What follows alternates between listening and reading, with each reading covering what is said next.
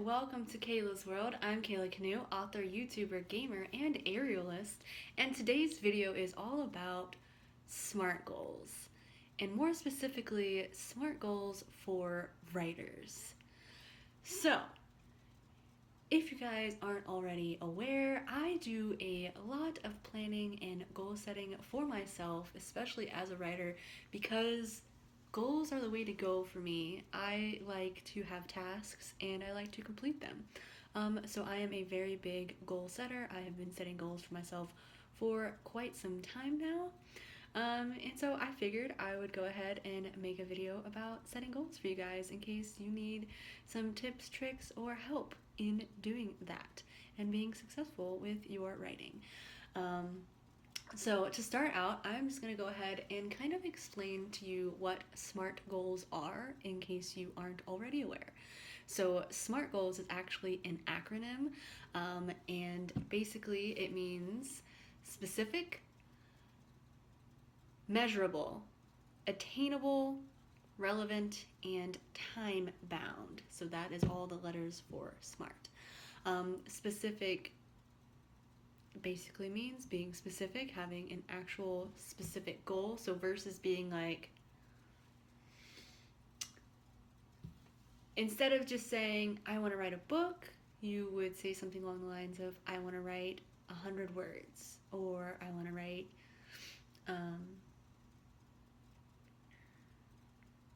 2 pages maybe. Words is usually the best option if you're writing, as far as setting your goals and being specific about them. But some other specific writing goals could be, editing a certain number of pages, editing a certain number of words, outlining a certain number of scenes. But yeah. And then, so the second part of the SMART goal is measurable. So it needs to be something that is measurable. And so part of being specific and measurable kind of goes hand in hand. So if you're specifying that you're wanting to write, and then the measurable part would actually be the 100 words, 1,000 words. You can also do it like time-based as well. So if you're not sure about how many words you can write, you could say that you want to write for 30 minutes, and that is also a specific measurable goal. And then attainable, right? So the next part is that your goals need to be attainable. So that kind of is the same thing as being realistic. So you don't want to set a goal that is impossible, right? So I'm not going to sit there and say, I want to write 100,000 words in one day. That, I'm gonna say, people can't do. Maybe there's somebody out there. I know there's people that write like 10,000 words in a day. I think I've even known of people to write like 20,000 words in one day. But 100,000 words in one day, not really attainable, not realistically attainable. Maybe someone out there can do it, and maybe you can do it, but that's not going to be something that is maintainable in a consistent way. So that would not be considered an attainable goal. An attainable goal could be to write 1,000 words a day, or 2,000 words a day, or write for 1 hour a day, or 2 hours a day. Those are a little bit more realistic, and obviously as far as them being attainable is going to vary from person to person, because we all have different schedules and different things going on in their life. So if you're a busier person, you may not have as much time. So really look at what you're doing in your life and what you have going on, and be as realistic as possible with your availability to put towards your writing. That way you can set goals that are actually attainable and realistic for you. And so the R for SMART is actually relevant or realistic, which we kind of just lumped in with attainable, but being relevant. So if you're a writer and you're trying to get writing done, trying to think of something that wouldn't be relevant. So a goal about cooking would not be relevant to your writing. But it's still a goal, so yeah. Anyway, so the last part is time bound. So all of your goals should be time bound, which means you have a goal and it's specific and it's measurable and it's realistic and attainable and it's time bound. So whether that be daily goals, you have a goal for each day, you have weekly goals, you have goals that you want to complete during the week, monthly goals, yearly goals. Some people do quarterly goals, and those are all great things to kind of set for yourself, and everyone is going to have their own kind of what works best for them.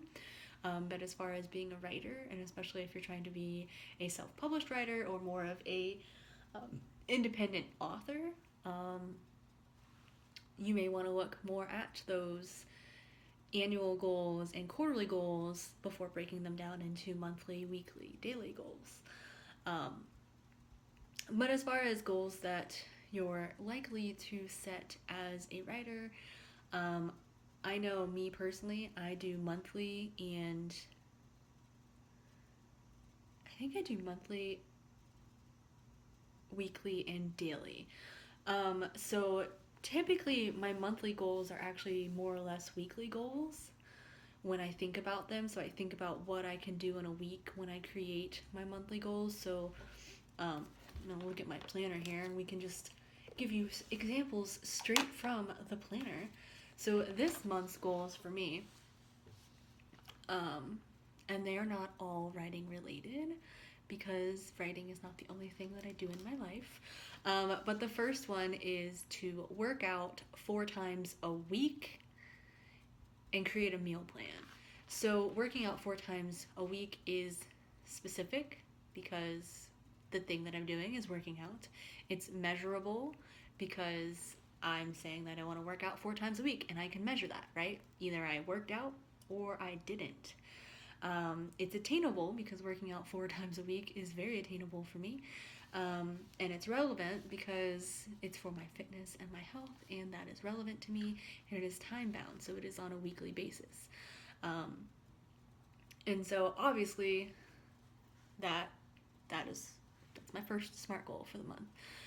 As far as reading and writing goes, because I lumped them together, my second SMART goal is to read 10 chapters of the Wheel of Time series. That's for this month. And that is broken down into reading 2 chapters per week. And again, it's measurable, it's time-based.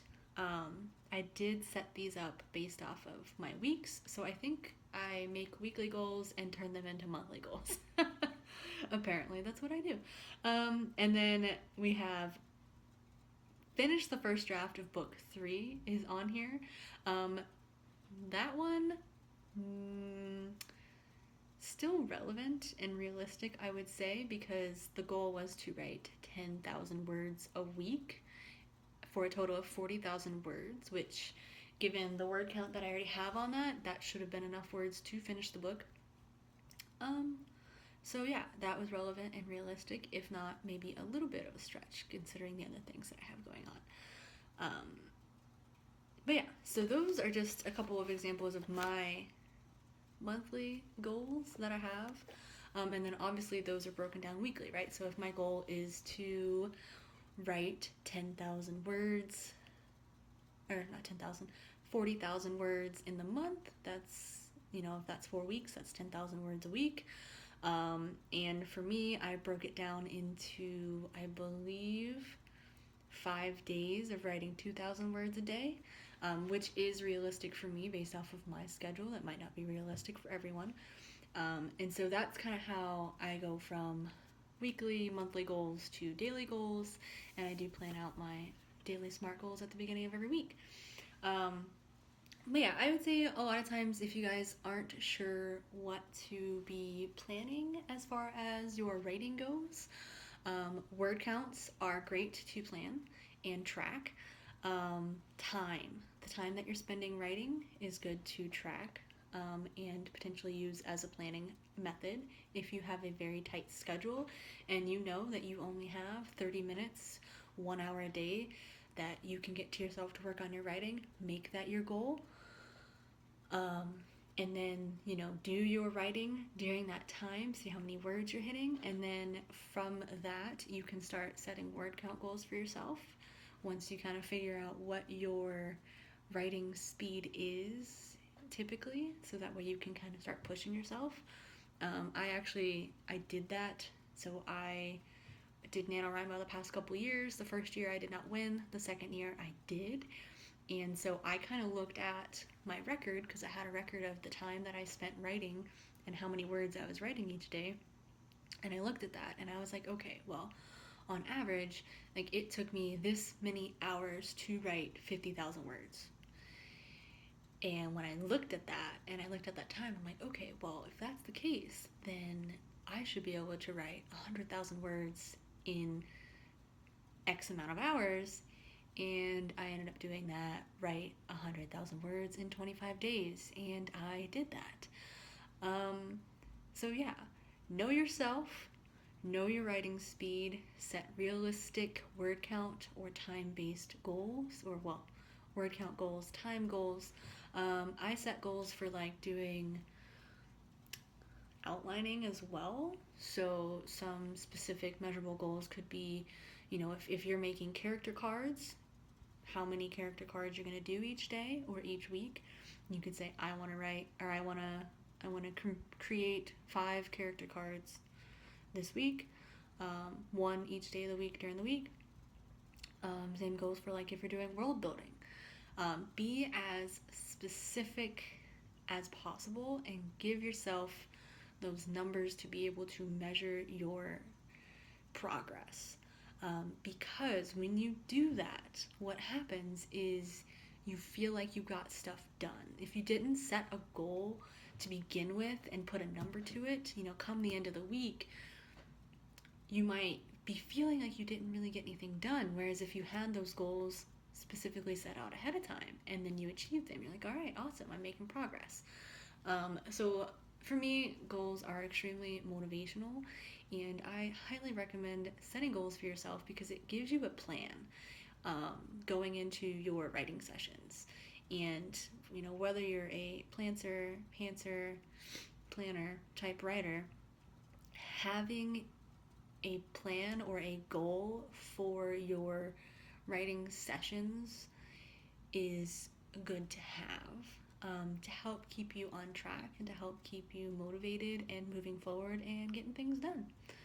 So yeah, that is kind of my little spiel on SMART goals for writers. And yeah, if you guys have any questions for me in regards to goal setting or what goals to set or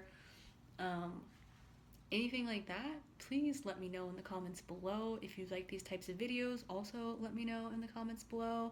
I put out new videos on Mondays, and if you become a Patreon over on my Patreon page, which is linked below, you will get early access to my YouTube videos as well as early access to my Tapas web novel series called Project Infinity, and a bunch of other goodies are listed on there depending on what your tier is. So yeah, you can get some exclusive content over on my Patreon page. So check that out if you are interested. I also have a monthly newsletter. So if you want to stay up to date on what I'm publishing, when I'm publishing, what my content is going to be for the month, what I'm doing, and you want to get it straight from me and make sure that you don't miss what's coming out, please subscribe to my newsletter.